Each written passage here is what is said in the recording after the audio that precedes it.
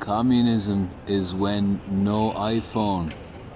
Hey, how's it going? Here we're seeing the boys, Marx and Engels. Why we're seeing it is because we were going to the Communist Museum.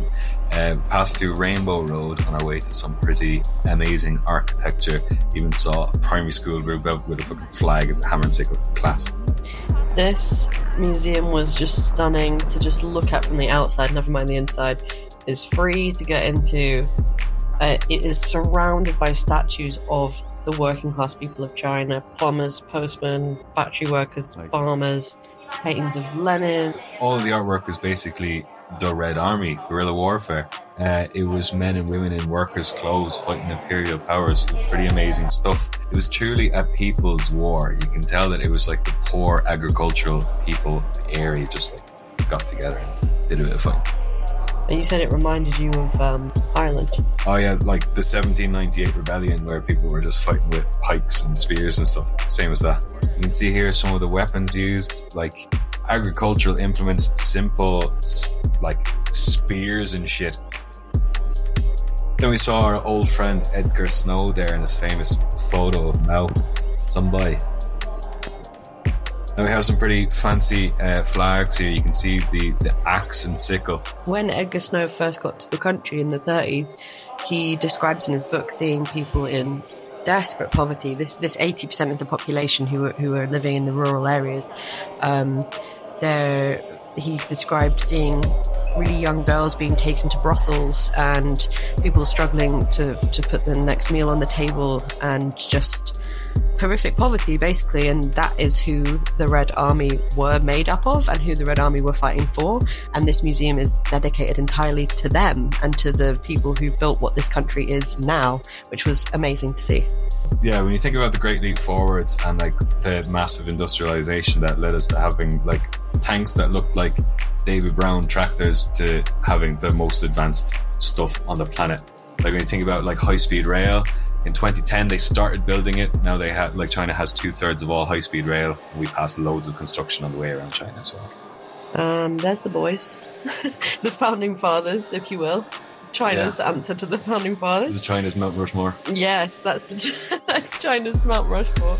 This map I love because this was a representation of all imperial powers that had gone to China and fucked it over in so many ways. There's the British lion, there's the American eagle, there was Japan in there, was a bear, I think. There was a French frog, which I particularly liked.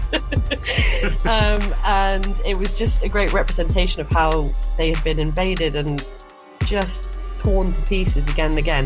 The majority of the artwork is all like about workers. We had like doctors there and healthcare workers, like amazing pieces on them. Had a simple shop scene there. We're so used to seeing statues of posh cunts on horses in Britain, or fountains dedicated to landlords built by starving and broken bodies in the name of famine relief in Ireland. Seeing statues dedicated to teachers and shopkeepers and stuff like that is honestly a bit emotional. Had to hit him with a Jugular yet again. The most important one yet. 100%. Anyway, this is us apparently. We have not seen a single cloud since we got here. Oh my god, wait. I think that's a cloud. Versus actor. It's...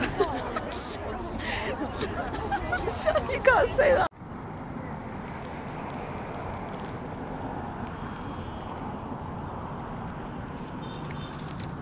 It's just like Bedford Embankment, really. Bedford Embankment, eh? Nothing special, do you know what I mean? Nothing special. Welcome to Portlaoise Plaza. Come here, why the fuck does this say Glasgow? What the fuck? What the fuck?